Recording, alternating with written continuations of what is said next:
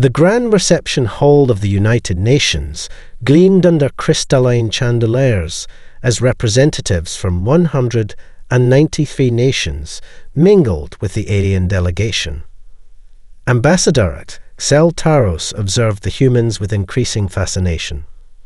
Unlike other species at similar developmental stages, they showed remarkably little difference. "Your faster-than-light travel method," asked a physicist from India, "does it utilize quantum tunneling or space-time manipulation?" Taros blinked slowly.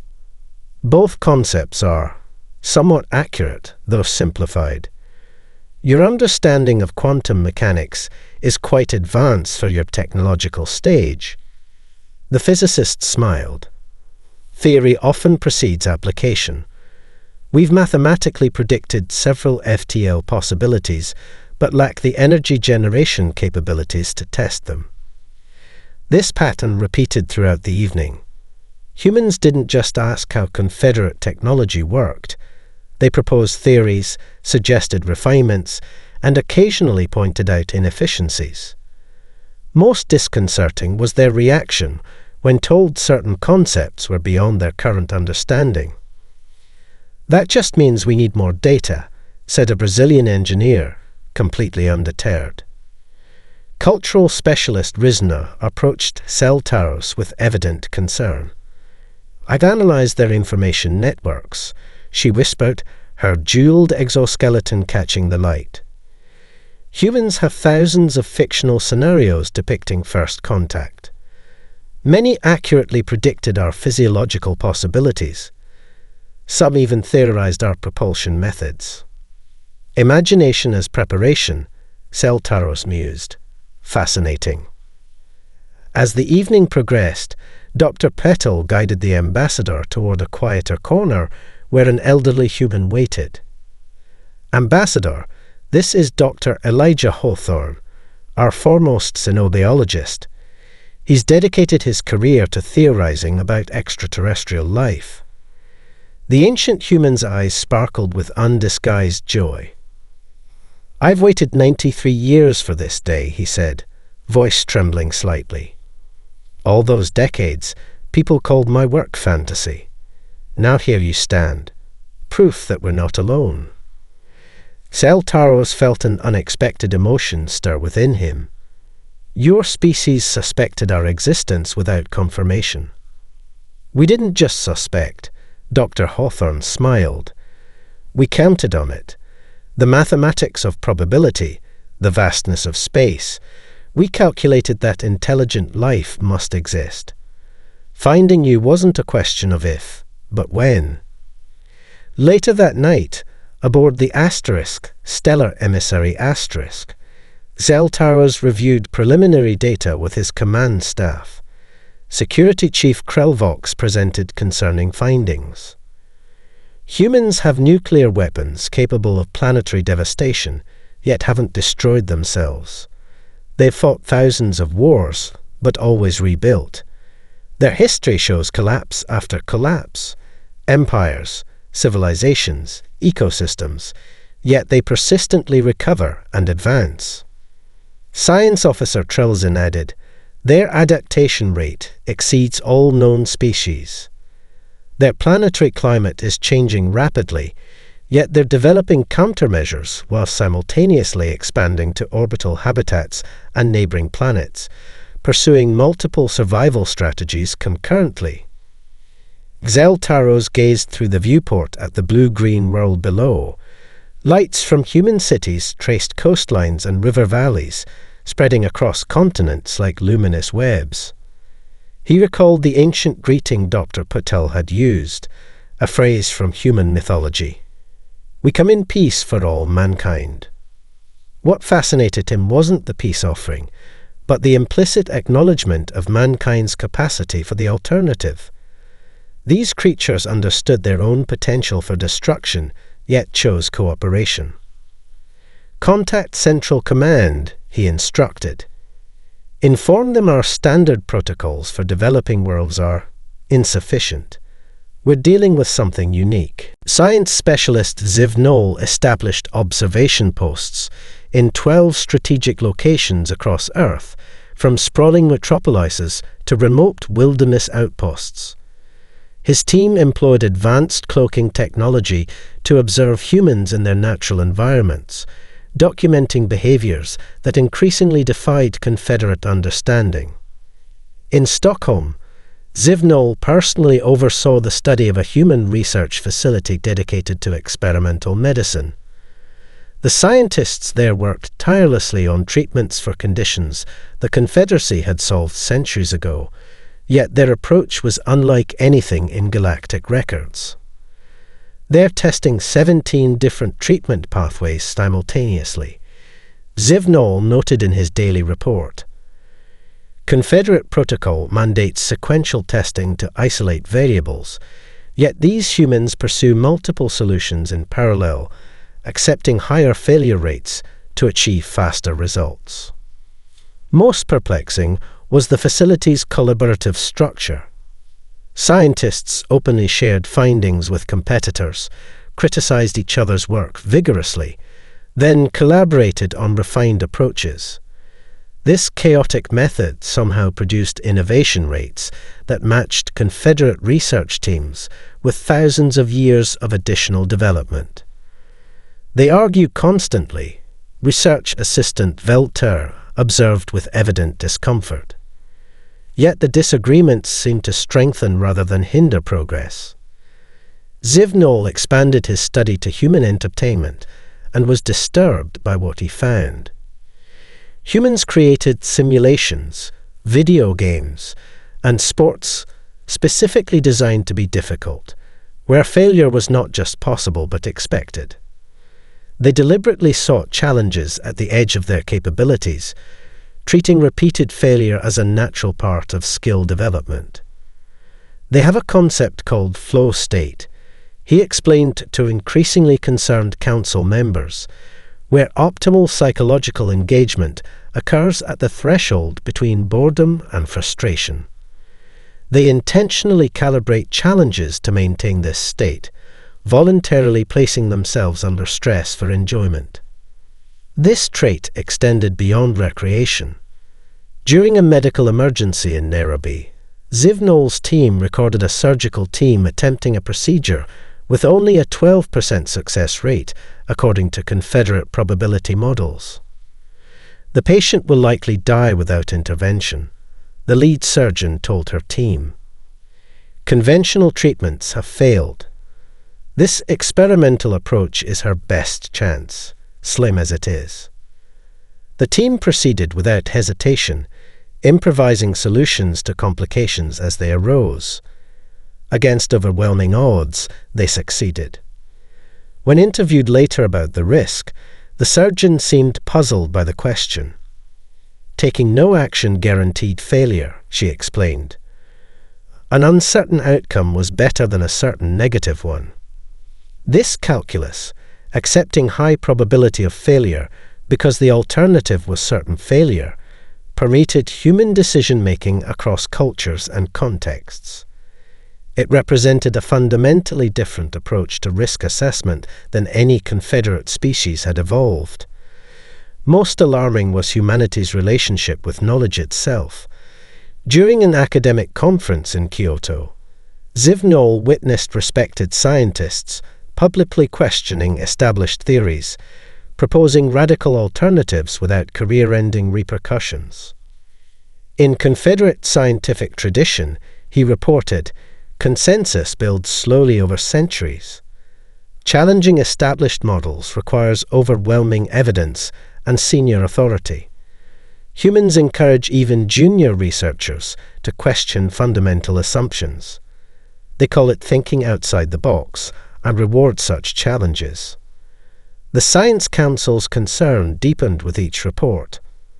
Other developed species followed predictable pathways, expanding knowledge systematically, building consensus gradually, avoiding catastrophic failure through meticulous planning.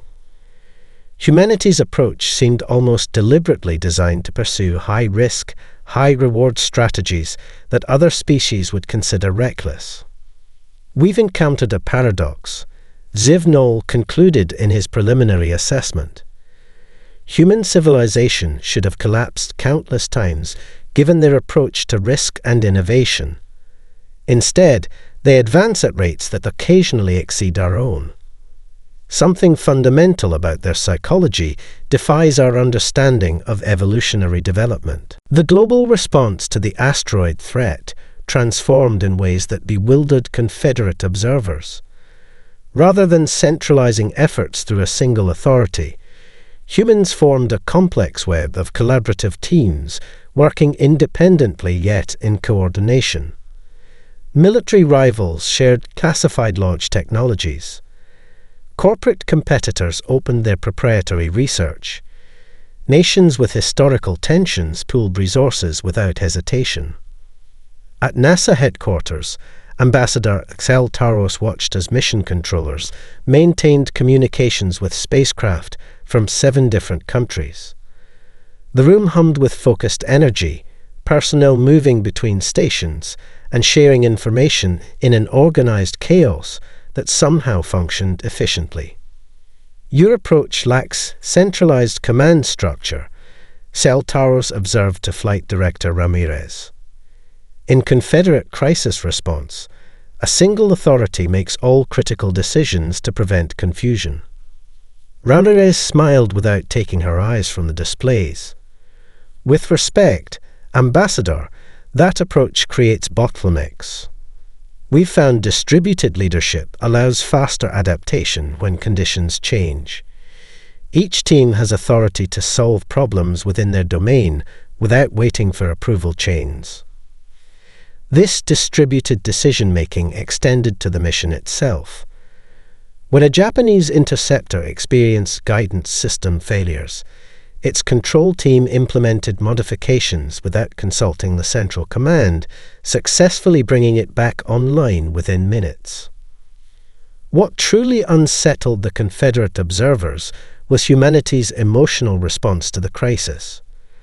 Their biometric readings detected fear among the humans, elevated heart rates, stress hormones, nervous system activation. Yet this fear didn't paralyze them or trigger panic. Instead, it seemed to sharpen their focus and accelerate their problem-solving capabilities. They're using fear as fuel, noted behavioral specialist Terzon with evident discomfort. Their negative emotions aren't impeding rational thought but enhancing it. As the critical interception approached, tensions peaked in mission control. Tracking systems showed the asteroid fragments continuing on their collision trajectory despite initial deflection attempts. The primary contingency plan had failed.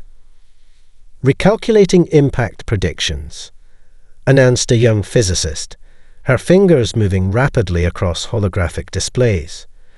Fragments will still intersect Earth's orbit. We need to deploy the secondary countermeasures immediately. Confederate advisors counseled retreat. The remaining options had minimal chance of success. Instead, humanity launched their backup plan, a hastily assembled network of nuclear-equipped interceptors deployed in a complex pattern designed to create a cascading deflection effect. The timing precision required exceeds your technological capabilities, warned technical advisor Vex Moore. Your targeting systems can't maintain synchronization across such distances. Dr. Chandra, the mission's theoretical physicist, looked up from her calculations. We know. That's why we've placed human pilots in the lead interceptors. They'll provide final guidance corrections manually. The implication stunned the aliens into silence. Humans were sending members of their own species on a near-suicide mission to compensate for technological limitations. Most remarkable was that these weren't military personnel ordered into service but civilian volunteers, scientists and engineers who had helped design the very systems they now piloted. When asked why they would accept such risk, one pilot simply responded, "Because I understand the math better than anyone. This gives us the best chance." As the intercept sequence initiated, Ambassador Xel observed something that would fundamentally alter the Confederacy's understanding of humanity. The humans weren't resigned to their possible fate. They weren't acting with the fatalistic acceptance the Confederacy had observed in other species facing extinction events. Instead, they exhibited a collective determination that transcended their individual survival instincts. When the final moments arrived, mission control fell silent. Across the globe, billions watched as humanity's improvised defense executed with improbable precision. The nuclear detonations created precisely calculated defection vectors, altering the asteroid's trajectory just enough to spare Earth from devastation. As celebrations erupted worldwide, Xel noted that the humans seemed unsurprised by their success. They had genuinely believed in the possibility of victory despite overwhelming odds. Grand researcher Ixel established his primary analysis centre in Oxford University's historic Bodleian Library. Surrounded by millions of human texts spanning centuries, his team began dissecting the psychological patterns that separated humanity from other sentient species. Their recorded history reveals something unprecedented, Ixel explained during a secure transmission to the High Council. Most species experience technological development as a relatively smooth continuum. Humanity's progress occurs in dramatic leaps, often during their most challenging periods. His holographic display showed human advancement rates during periods of stability compared to times of crisis. The correlation was undeniable. Humanity innovated fastest when under extreme pressure. During their World War II conflict, they progressed from basic radar to nuclear weapons in 6 years, Ixel noted. Their space race compressed what should have been centuries of aerospace development into a single decade. Their response to global pandemics repeatedly accelerated medical technologies beyond projected timelines. Most confounding was humanity's capacity to maintain multiple contradictory approaches simultaneously. During a crisis, they pursued dozens of potential solutions in parallel, accepting high failure rates to increase the probability of at least one success. Confederate species eventually developed systematic innovation methodologies, Ixel continued, but only after achieving sufficient resource abundance to eliminate existential risk. Humans somehow developed these approaches while still facing extinction pressures. The research team's most disturbing discovery came when they analyzed humanity's fictional literature. Where Confederate species primarily created stories about ideal societies and harmonious futures, human fiction explored disaster scenarios, technological catastrophes, and civilization collapse with remarkable frequency. They mentally rehearse failure, behavioral specialist Ziv Noel observed. Their entertainment constantly presents worst-case scenarios, training their collective psychology to consider and prepare for negative outcomes. This mental preparation extended beyond entertainment. Human militaries conducted elaborate war games simulating defeats. Their financial systems ran stress tests modeling economic collapse. Their disaster agencies regularly practiced for catastrophes exceeding any historical precedent. They don't just prepare for what has happened, Ixel concluded. They imagine what could happen, no matter how improbable, then develop contingencies. This approach, simultaneously optimistic in its belief that solutions existed yet pessimistic in its expectation of challenges, had no parallel in Confederate psychology. Other species either maintained optimistic consensus until crisis forced adaptation or succumbed to pessimistic fatalism when challenges appeared insurmountable. Humanity somehow balanced both perspectives, expecting problems yet believing in their capability to overcome them. The research team's findings reached their culmination when analyzing human educational methodologies. Where Confederate species taught established knowledge as fixed canon, human education increasingly emphasized critical thinking and problem-solving skills over factual memorization. They're not primarily transmitting what they know, Ixel reported with growing concern. They're training new generations how to discover what isn't yet known. Their education system prioritizes creating new knowledge over preserving existing knowledge. This approach produced individuals who viewed established understanding not as a destination, but as a starting point for further inquiry.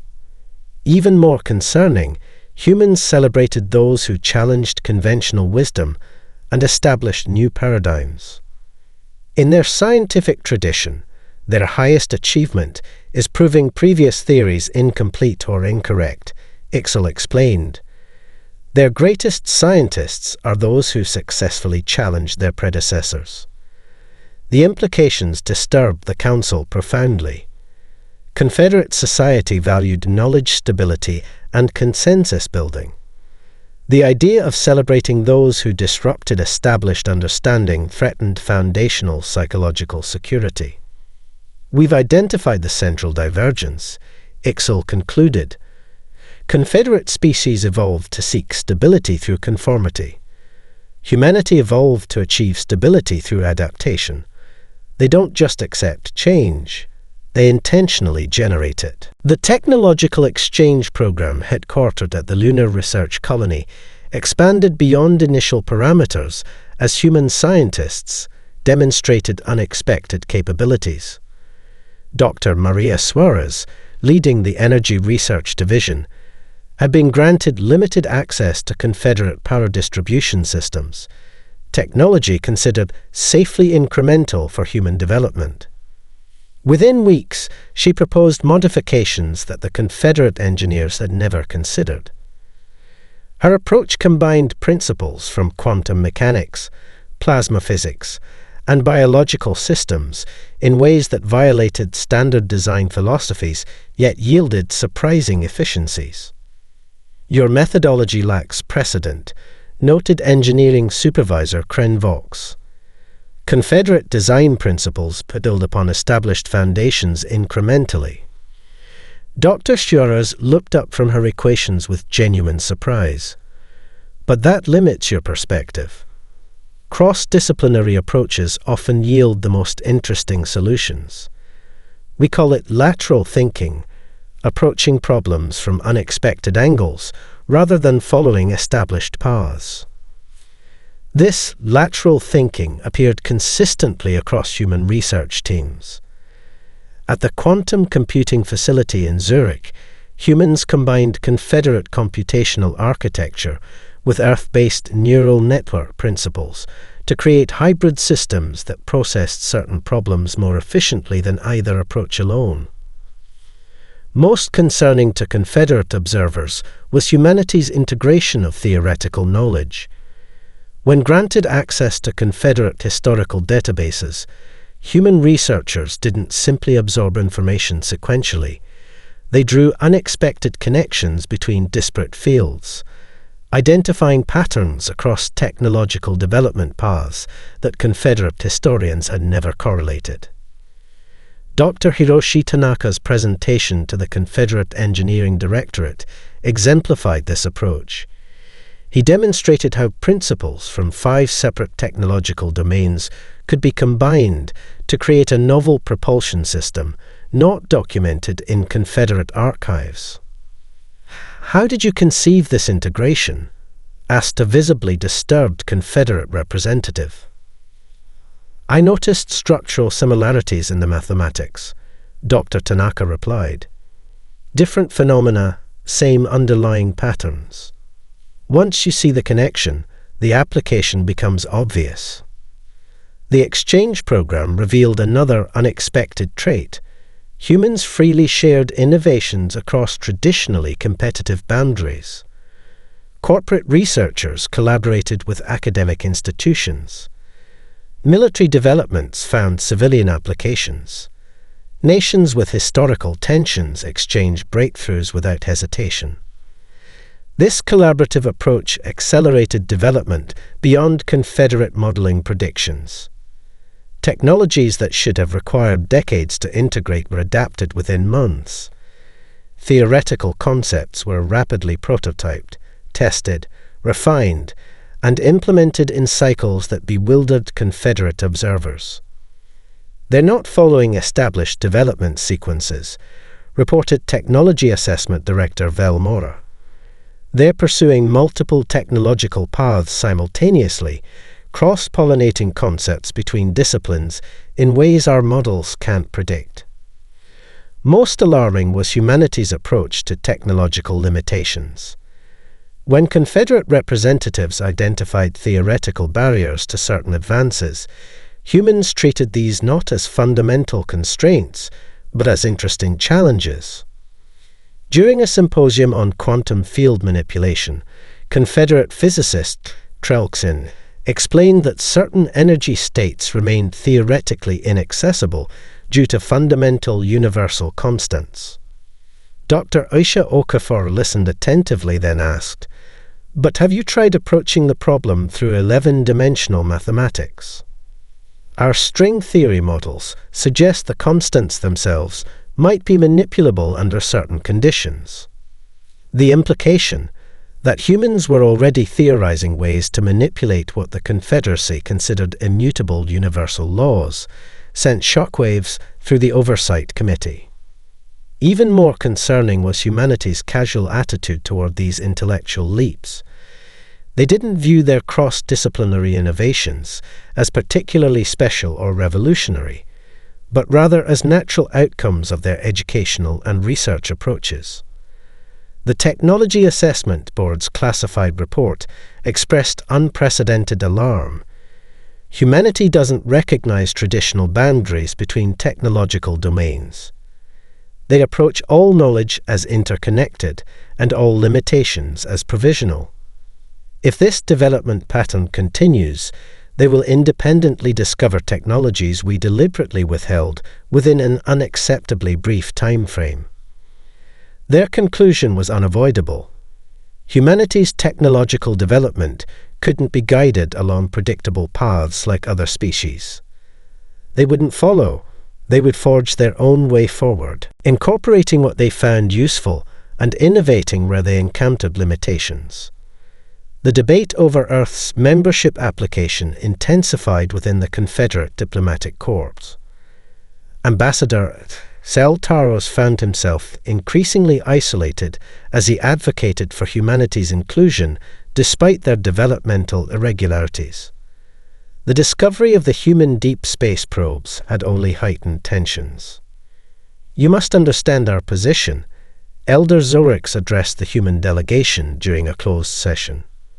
"Your Voyager program violated the most fundamental principle of emerging species development, containment before contact. You broadcast your location to the cosmos before developing defensive capabilities." Dr. Maya Patel remained unperturbed. "With respect, Elder, the universe already knows we exist.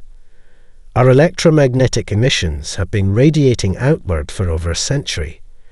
The Voyager program simply added intentionality to an existing reality." This pragmatic response typified humanity's approach throughout the negotiations. Where Confederate diplomats expected deference and contrition, they encountered straightforward problem-solving. Humans acknowledged their technological limitations, but refused to accept them as reasons for exclusion. "Our species may have different risk tolerances," Dr. Pittel continued, "but we share fundamental values with the Confederacy: knowledge advancement, peaceful coexistence, mutual protection. Our differences in approach should be viewed as complementary, not disqualifying." The human negotiation strategy perplexed Confederate diplomats.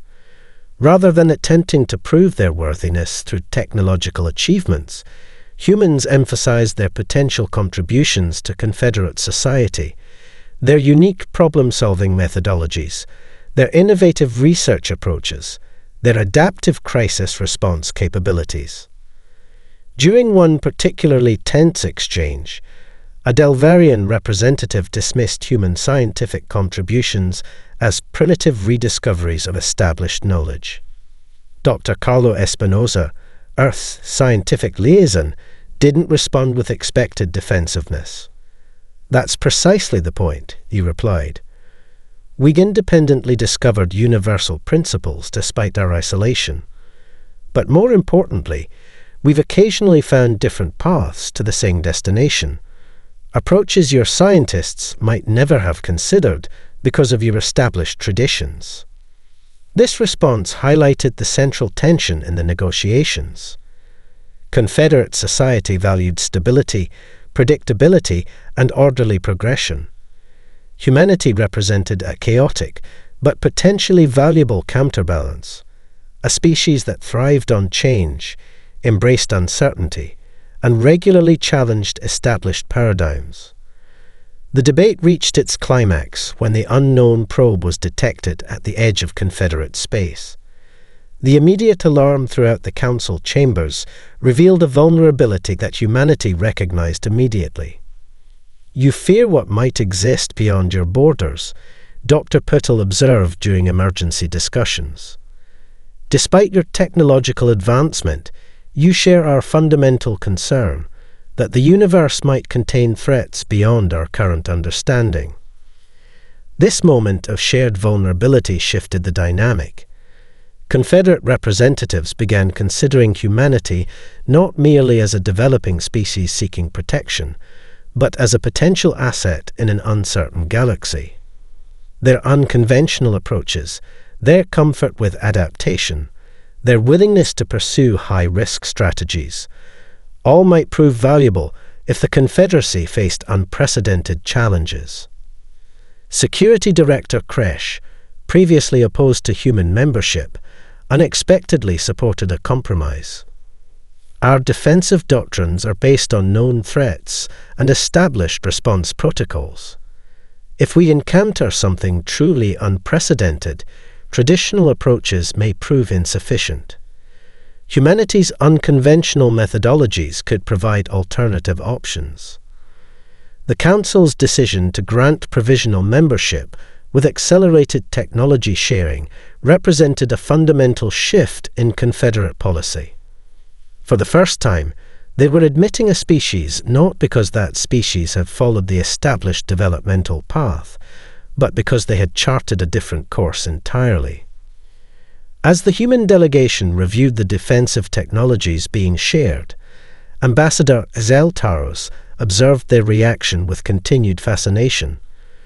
Where other species typically expressed gratitude for Confederate protection, humans immediately began analyzing the technologies for improvement opportunities.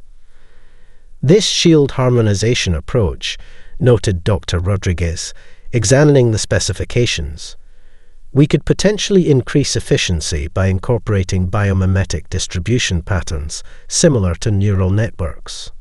Even when gaining access to technologies centuries beyond their development stage, humans instinctively looked for ways to build upon them, rather than simply implement them. They viewed Confederate knowledge not as an endpoint, but as a new beginning. The ancient precursor structure orbiting the distant star continued to yield unprecedented insights as the joint human-Confederate research team expanded their investigation. The massive ring-shaped artifact, composed of materials that defied conventional analysis, had remained perfectly preserved for millions of years in the vacuum of space. What disturbed Confederate scientists most wasn't the advanced technology, but humanity's response to it. Where Confederate researchers approached the ancient knowledge with reverence and caution, humans displayed an almost casual curiosity, treating the precursor achievements not as mystical artifacts, but as practical technologies to be understood and potentially improved upon. Dr. Carolina Jung led the human research team with characteristic enthusiasm.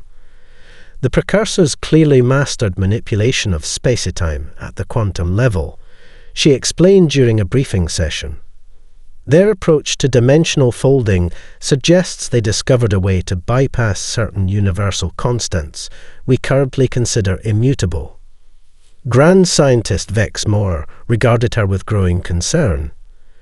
You speak of the most advanced civilization ever discovered as if they were merely colleagues who happened upon these discoveries before you. Dr. Zhang looked genuinely surprised. Isn't that exactly what they were?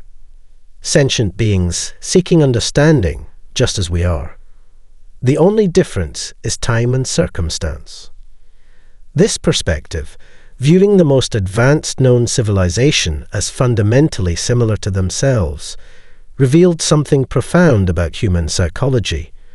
Where confederate species measured themselves against established hierarchies, humans measured themselves against potential.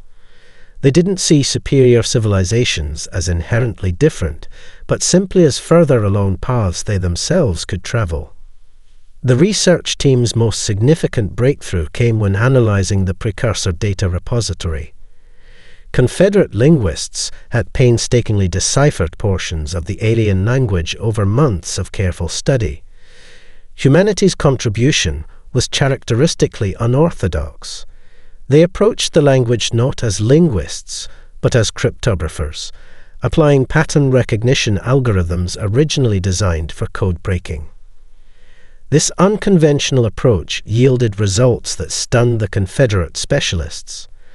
Within weeks, human researchers had developed a partial translation matrix that accelerated understanding exponentially.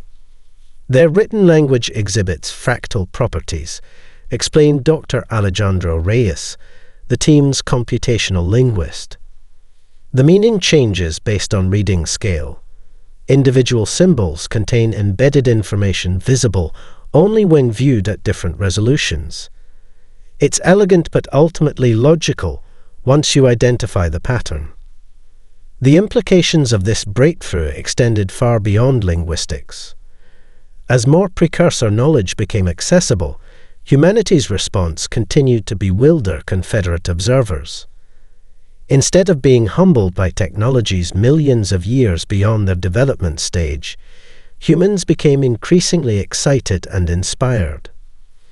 During a pivotal research session, Dr. Zhang's team uncovered precursor theoretical models for energy extraction from subspace dimensions, technology that could potentially provide unlimited power without environmental impact. This could solve Earth's energy needs permanently, noted Dr. Kamal Singh, reviewing the calculations. And the underlying mathematics suggests applications beyond power generation, possibly including propulsion and communication systems. Confederate Science Director Ixel intervened quickly. This technology is too advanced for immediate implementation. The potential dangers of misapplication are incalculable. We must approach this knowledge with appropriate caution.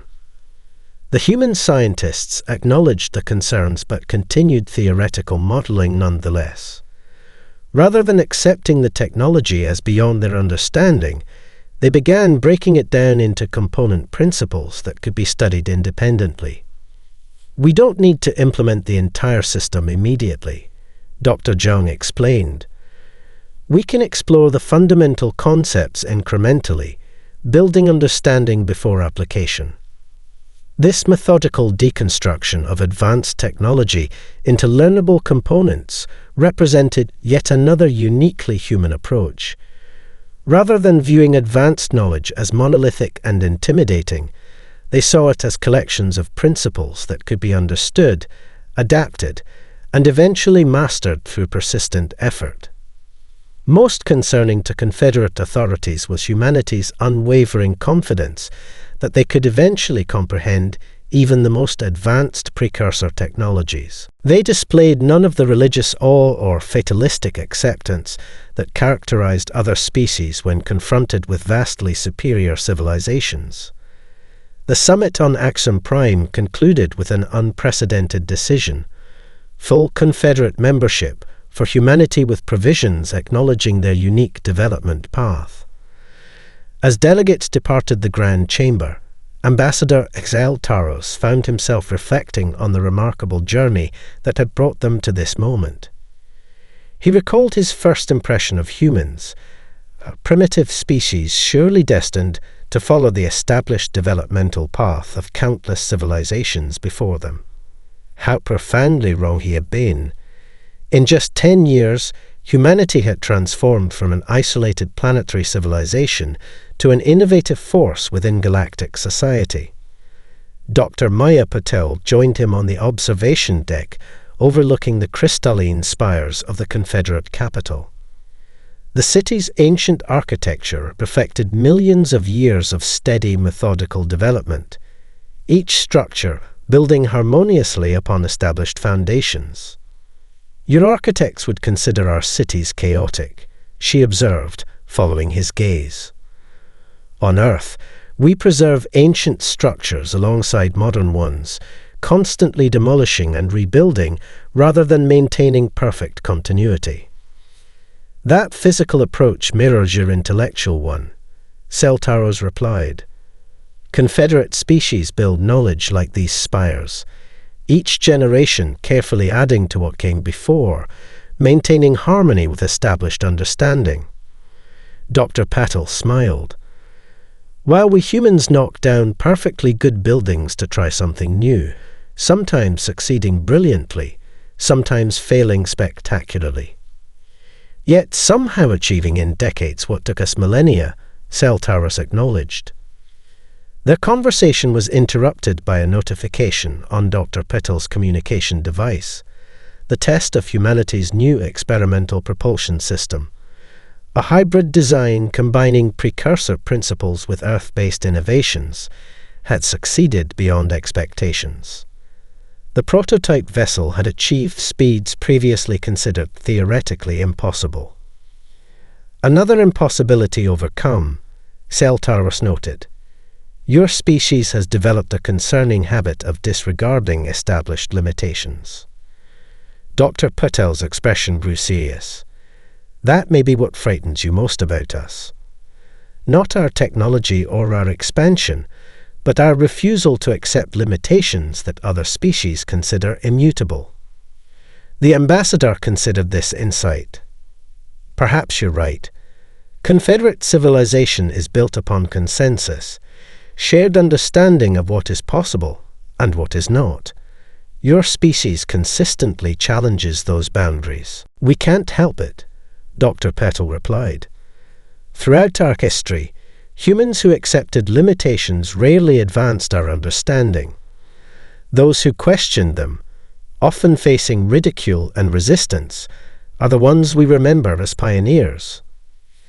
As the sun set over the ancient capital, casting the crystalline spires in amber light, Celtaros finally articulated the realization that had been forming throughout his years of observing humanity. "The frightening truth about your species isn't your capacity for violence or your rapid technological advancement," he said carefully. "It's something more fundamental. Where Confederate species evolved to find comfort in stability, humans evolved to find comfort in potential. You are never satisfied with what is, only excited by what could be." Dr. Patel nodded. "That's both our greatest strength and our greatest weakness. We're restless, always seeking the horizon beyond the horizon. And now you bring that restlessness to galactic society," Celtaros observed. "For better or worse, the Confederacy will never be the same." As stars appeared in the darkening sky, they watched the distant flash of the experimental ship returning from its record-breaking journey. The vessel represented more than a technological achievement. It symbolized humanity's approach to existence itself. They had taken principles from an ancient species, combined them with their own innovations, and created something unprecedented. "You know what truly terrifies some council members?" Taros admitted. "Not what humanity is today, but what you might become tomorrow." Dr. Patel's eyes reflected the starlight as she smiled. "That's what terrifies us too, Ambassador. The difference is, we can't wait to find out."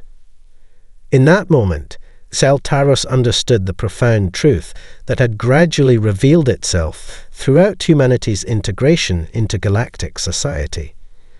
The species standing beside him didn't just adapt to survive. They adapted because adaptation itself was integral to their nature. They didn't just overcome limitations. They were fundamentally driven to discover what lay beyond them. The frightening truth about humanity wasn't any single trait or capability. It was their boundless potential, limited only by a future they were determined to create for themselves.